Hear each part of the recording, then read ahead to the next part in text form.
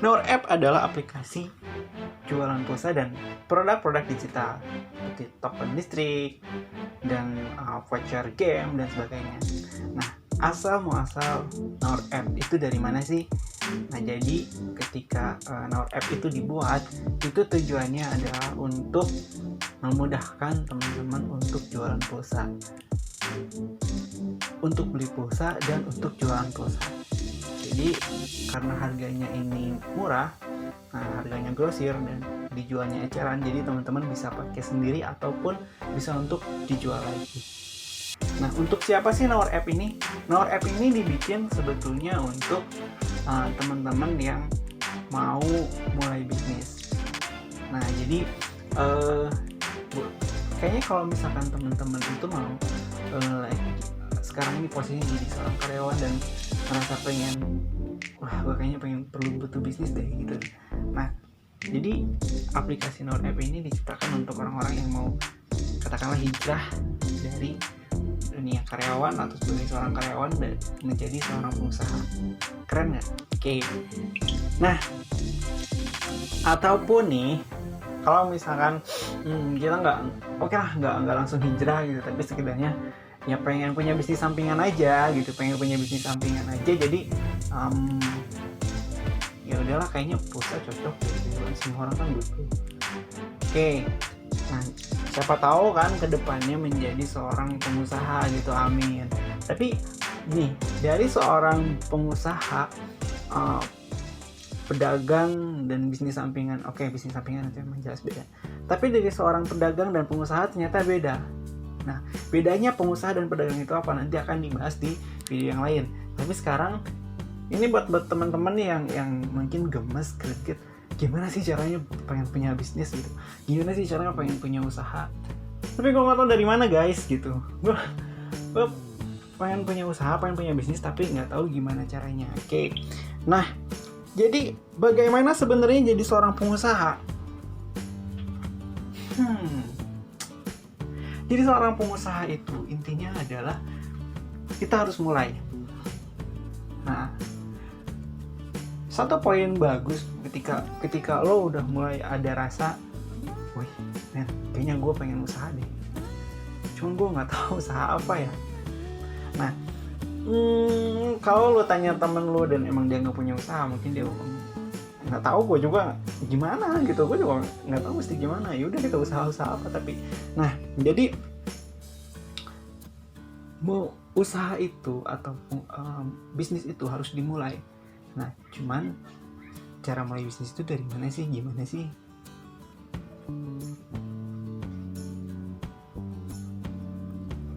Kita bisa mulai bisnis itu dari dua jalan. Jalan yang pertama yaitu mulai dari market. Kita lihat di sekeliling kita apa sih orang yang dibutuhin sama orang-orang gitu. Nah, mulai dari market, atau nih kita jadi seorang bisnis itu bisa mulai dari yang kita punya atau yang kita bisa. Nah, yang kita punya atau yang kita bisa. Jadi dua cara ini nih. Lo sekarang udah punya niatnya pengen punya bisnis. Nah, buat eksekusi niat ini, buat eksekusi ide ini, lo coba jawab pertanyaan ini. Dari dua pertanyaan ini, mana yang kira-kiranya bisa lo eksekusi? Nah, dari marketnya atau dari apa yang lo punya yang bisa lo tawarin ke pasar, ke marketplace. Ya, marketplace itu bukan berarti gue bilang kayak Tokopedia atau ini, tapi sesuatu yang bisa lo tawarkan dan orang yang lo bisa jual dan orang bisa beli dari lo gitu. Kayak misalkan lo bisa nulis, ya udah mungkin lo bisa tawarin jasa tulisan lo gitu kan, sebagai ghostwriter, atau mungkin lo bisa nulis sesuatu yang menjual, atau lo bikin tulisan iklan kayak gitu. Contohnya kayak gitu. Atau yang lo punya, misalkan lo punya barang-barang yang nggak kepake, terus lo coba jual kayak gitu. Nah, kalau kita mulai dari market, nah ini yang unik. Nah, kalau kita mulai dari market, misalkan sekarang lagi happening apa nih? Kita lagi happening apa? lo mulai, oh ternyata setelah lo pelajari kayaknya lo bisa deh jualan ini. Nah lo mulai dari situ. Jadi kita itu mulai dari market. Oke. Nah berikutnya, nah ketika lo udah mulai masuk ke market, masuk ke pasar, lo belajar untuk trial and error. Jadi lo coba bisnis ini, oh ternyata gagal, oh ternyata ini susah ya jelakunya gitu. Nah dari situ akan melatih jiwa bisnis lo, akan melatih jiwa pengusaha lo.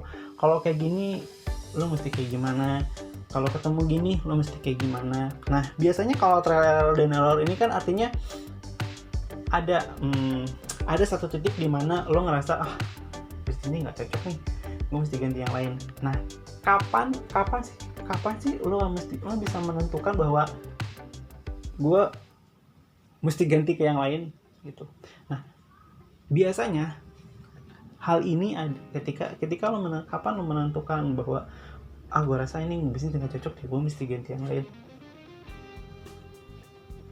adalah ketika lo nggak tahu lagi lo mesti ngapain sama bisnis lo. Jadi kita tuh nggak mesti, sebagai pengusaha tuh nggak mesti idealis gitu bahwa bisnis yang gue pengen jadi pebisnis hasil bumi gitu, atau gue pengen jadi pebisnis otomotif gitu. Nggak harus idealis, karena menjadi seorang pebisnis itu kita harus pinter baca peluang, harus pinter mencari peluang, dan harus pinter menciptakan peluang. Oke. Nah jadi kalau misalkan ditanya kapan lo mesti ganti bisnis lo dari yang sekarang, itu balik lagi ke diri lo sendiri. Kalau misalkan lo ngerasa aduh gue udah nggak tahu nih ya, gue mesti ngapain lagi sama bisnis gue gitu, ya udah gue ganti lagi, ada yang lain. Oke. Nah jadi itu akan mengasah insting. Nah mengasah insting ini gue bisa bagi jadi dua, mengasah insting bisnis ini. Yang pertama, mengasah insting lo ketika lo akan buka bisnis. Yang kedua, mengasah insting lo ketika lo ngejalanin bisnis. Ya, mengasah insting ketika lo akan buka bisnis. Contohnya gini. Jadi saat kita mau buka bisnis, kita pengen kita kan tadi udah dikasih tahu nih, dari market atau dari lo bisa. Nah kalau kita mulai dari market, lo coba analisa, lo coba cari tahu apa sih yang sekarang lagi butuhin gitu. Ini yang nonton kan ini pasti beda-beda nih. Nah mungkin lo punya preferensi pribadi, misalkan lo seneng pernak-pernik atau apa segala macam yang mungkin lo nggak tahu bahwa itu tuh lo bisa jadi coba jual gitu. Nah mengasah insting bisnis ini caranya kayak gini. Misalkan lo ketemu yang jualan, yang bisa gue suka lakuin gini, gue ketemu tukang gorengan, gue misalkan suka ngobrol kan, suka tanya-tanya sama dianya, ini dia bikin sendiri atau ngambil dari orang. Terus kalau dia bikin sendiri bahannya kayak gimana, suppliernya dari mana gitu kan. Terus kalau misalkan ngambil dari orang keuntungannya kayak gimana, kalau ngambil sendiri keuntungannya kayak gimana.